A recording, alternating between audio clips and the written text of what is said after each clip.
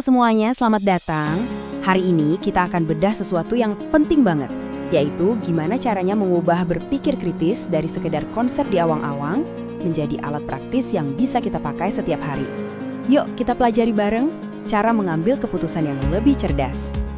Oke, langsung aja ya. Coba bayangin, ada yang ngawarin Anda investasi dengan jaminan keuntungan pasti 20% setiap bulan. Spontan, apa yang ada di pikiran Anda? Ambil atau lewatkan? Coba direnungkan sejenak, karena ini inti dari pembahasan kita. Nah, ceritanya kita bikin lebih rumit lagi nih. Yang nawarin itu bukan orang asing, tapi teman dekat Anda. Dan dia nggak cuma ngomong doang, tapi nunjukin bukti transfer. Semua elemen ini, kepercayaan ke teman, bukti yang kelihatan nyata, dan janji untung besar, ini semua dirancang buat memancing emosi kita buat langsung bilang iya. Ya, situasi kayak gini nih yang sering jadi jebakan. Ini adalah momen di mana perasaan kita, insting kita, justru bisa jadi musuh terbesar. Makanya, kita butuh pendekatan yang lebih terstruktur. Udah pasti, reaksi pertama kita biasanya super cepat. Wah, uang cepet nih, yang nawarin temen sendiri, pasti aman lah, saya ikut. Tapi coba kita jeda sebentar deh. Untuk keputusan sepenting ini, apakah beneran reaksi instan itu strategi yang paling baik? Nah, disinilah solusinya masuk. Berpikir kritis itu bukan berarti jadi orang yang sinis atau negatif terus ya, sama sekali bukan. Anggap aja ini sebagai semacam vaksin untuk melawan logika emosional yang seringkali menyesatkan. Ini tuh sebuah sistem. Coba kita lihat definisinya. Kata kuncinya di sini adalah proses disiplin. Jadi ini bukan cuma sekedar mikir lebih keras, tapi lebih kayak kerjaan seorang detektif. Kumpulin bukti dulu, periksa semua faktanya, baru deh ambil kesimpulan.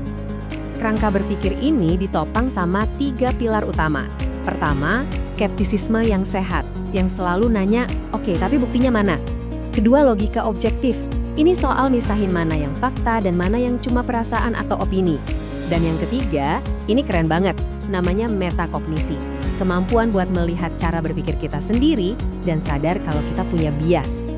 Kutipan ini benar-benar merangkum semuanya. Jadi intinya bukan soal jadi orang yang paling pinter atau paling tahu segalanya, tapi soal punya disiplin untuk nggak buru-buru menyimpulkan sebelum datanya cukup, dan yang paling penting, punya kerendahan hati untuk mengakui kalau kita salah ketika ada bukti baru yang lebih kuat. Oke, cukup teorinya. Sekarang kita masuk ke bagian yang paling seru, perangkat praktis yang bisa langsung Anda pakai. Ini bukan lagi teori. Ini adalah langkah-langkah nyata yang bisa diterapkan ke masalah apapun. Ini dia, proses 5 langkah yang jelas dan bisa diulang-ulang. Anggap aja ini kayak checklist mental Anda sebelum membuat keputusan penting. Dengan ngikutin alur ini, kita jadi pindah dari yang tadinya cuma pakai perasaan, sekarang jadi pakai analisis fakta. Jadi nggak ada sudut pandang penting yang kelewat. Yuk kita balik lagi ke kasus investasi durian tadi. Langkah pertama, kita ubah pertanyaannya. Nanya apakah ini bagus itu terlalu umum, terlalu emosional. Pertanyaan yang lebih tajam itu kayak, apakah return 20% per bulan ini masuk akal secara bisnis? Pertanyaan yang tepat akan menuntun kita ke jawaban yang tepat. Ini krusial banget. Nah, ini poin pentingnya. Bukti transfer dari teman Anda itu cuma cerita, cuma anekdot, bukan data. Langkah kedua dan ketiga menuntut kita untuk cari data primer. Laporan keuangannya resmi, izin usahanya ada nggak, emang sih lebih repot. Tapi ini bedanya antara dengerin gosip sama baca laporan investigasi. Kita harus pilih yang kedua kan? Coba deh kita berhenti sejenak di angka ini. 20% setiap bulan. Coba tanyain ke diri sendiri. Bisnis real mana sih di dunia ini yang biayanya naik turun, ada risiko pasar, tapi bisa secara konsisten kasih keuntungan tetap setinggi itu? Kayaknya aneh ya. Disinilah semua kepingan puzzle-nya nyambung. Kalau keuntungan 20% itu nggak datang dari hasil bisnis yang beneran, berarti datangnya dari mana dong? Ya, kemungkinan besar dari uang investor baru. Implikasinya jelas banget. Ini namanya skema Ponzi. Bom waktu yang tinggal nunggu meledak. Dengan proses ini, keputusannya jadi gampang dan logis. Tolak. Oke, sekarang kita udah punya metodenya. Tapi punya metode aja belum cukup loh. Ada musuh lain yang lebih licik, yang adanya di dalam kepala kita sendiri. Yap, namanya bias kognitif atau jebakan mental. Ini 3 biang keladi yang paling umum. Pertama, bias konfirmasi. Ini waktu kita cuma nyari-nyari data yang setuju sama pendapat kita aja. Kedua, sunk cost fallacy. Ini yang bikin kita susah ninggalin keputusan jelek cuma karena ngerasa sayang udah terlanjur keluar banyak modal.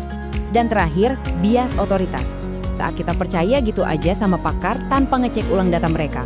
Mengenali mereka adalah langkah pertama buat ngelawan. Terus, gimana cara ngelawan bias-bias ini secara proaktif? Ada satu teknik yang keren banget, namanya premortem. Caranya simpel tapi jenius. Coba deh, sebelum ambil keputusan, bayangin dulu setahun dari sekarang. Dan keputusan Anda itu gagal total, hancur berantakan, terus paksa diri Anda buat mikir, kira-kira apa ya yang bikin gagal? Latihan ini memaksa otak kita buat nyari semua kelemahan dan risiko yang mungkin selama ini ketutupan sama optimisme kita. Keren kan? Oke, sebagai penutup, saya mau kasih Anda satu pertanyaan. Bukan pertanyaan teoritis, tapi praktis. Coba pikirkan satu aja keputusan yang lagi Anda hadapi sekarang, mau itu besar atau kecil. Gimana kalau Anda coba terapkan analisis 5 langkah yang barusan kita bahas? Kira-kira apa ya yang bakal Anda temukan?